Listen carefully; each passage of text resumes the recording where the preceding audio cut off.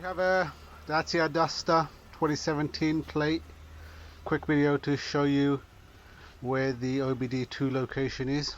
You'd think we're straightforward to find, usually under the steering wheel, but nope, not on this one. It's on the passenger side. Open the glove compartment, and right at the back there you'll see a little cover which says OBD. Pull the cover off and you should be able to see the OBD2 plug.